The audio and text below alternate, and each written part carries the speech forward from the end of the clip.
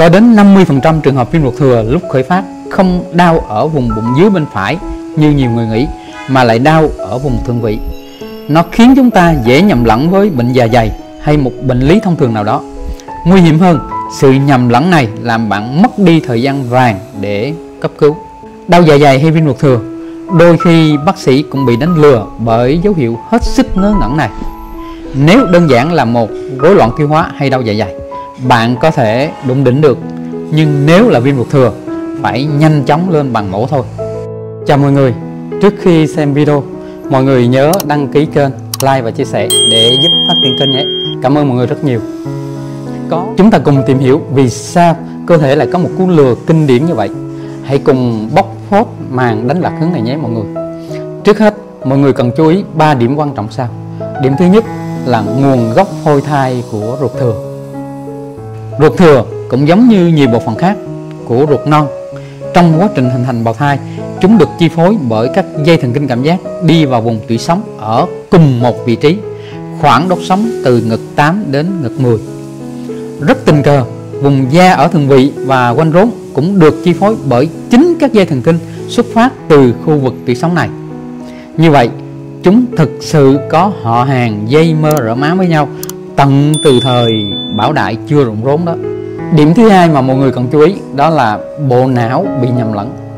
Não của chúng ta rất thông minh, nhưng đôi khi cũng có một vài sai lầm ngớ ngẩn. Não của chúng ta rất giỏi trong việc xác định vị trí đau trên da. Nó có thể định vị điểm đau chính xác đến từng mm. Tuy nhiên, nó lại khá gà mờ và hay bị lú khi nhận tín hiệu từ các cơ quan nội tạng. Giống như người xe độ vậy, không phân biệt được đâu là nhà mình, đâu là nhà hàng xóm trong cơn say.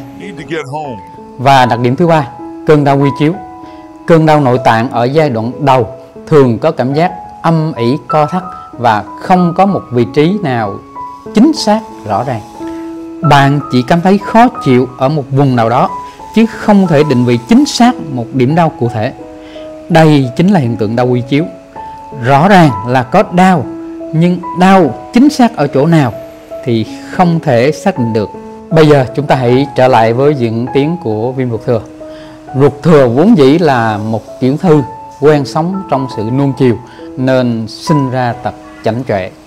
Khi vừa mới hơi viêm một tí, nó đã làm ầm ĩ như trời sắp sập. Tắc đường, đau quá, cứu tôi với, và ồ ạt gửi tín hiệu cấp cứu đi khắp mọi nơi.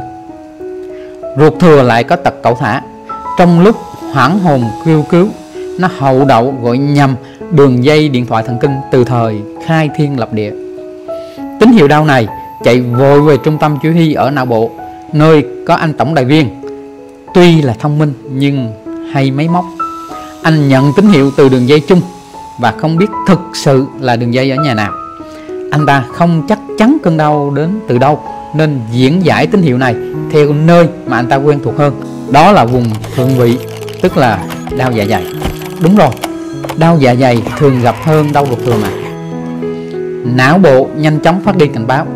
Có tín hiệu đau mơ hồ chập chờn từ khu vực thượng vị, tọa độ XYZ. Đề nghị mọi người chú ý.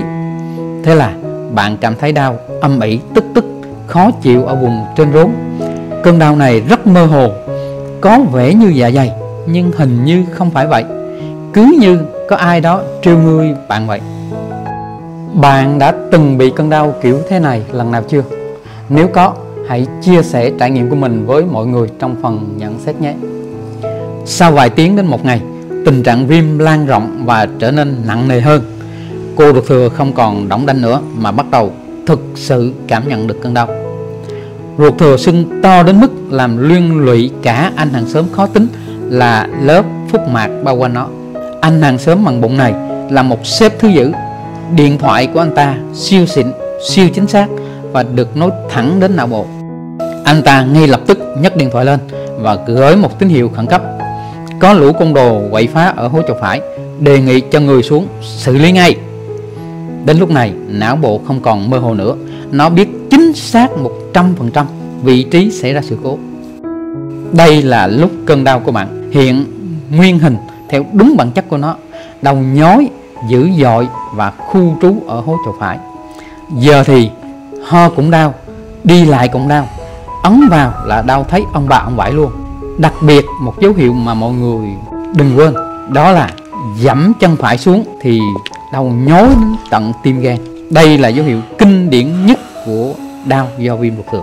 Như vậy, khởi phát đau ở vùng thượng vị chỉ là màn nhá hàng của cô ruột thừa do hệ thần kinh bị chập chan từ hệ thống dẫn truyền tín hiệu. Khi tiến triển đến giai đoạn điển hình, nó đau ở đúng vị trí thật sự của nó là vùng hố châu phải. Đó là lúc nó đập bỏ vai diễn và cho bạn thấy bộ mặt thật của mình.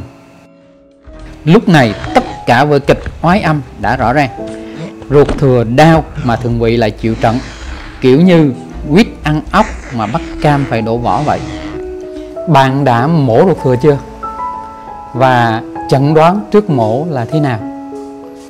Nhớ đón xem trong series viêm ruột thừa kế tiếp, mọi người sẽ biết bí mật như thế nào.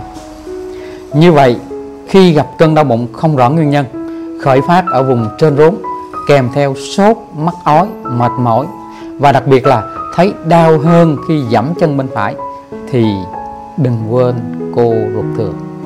Hãy đi khám ngay, đừng tự uống thuốc giảm đau hay kháng sinh lung tung nhé. Mọi người nên nhớ, viêm ruột thừa là mổ cấp cứu. Nếu đến muộn có nguy cơ vỡ mũ thì phải xúc, rửa, dọn dẹp, lau chùi cả cái ổ bụng đó. Cảm ơn mọi người đã xem hết video. Nếu thấy bổ ích, hãy like, share và đăng ký kênh để giúp lan tỏa những thông tin tích cực đến với cộng đồng. Trong series viêm ruột thừa kế tiếp, chúng ta sẽ nói về lợi và hại khi cắt bỏ ruột thừa. Nhớ đón xem bác sĩ Inter vào mỗi 7 giờ 30 sáng thứ ba và thứ bảy hàng tuần nhé mọi người.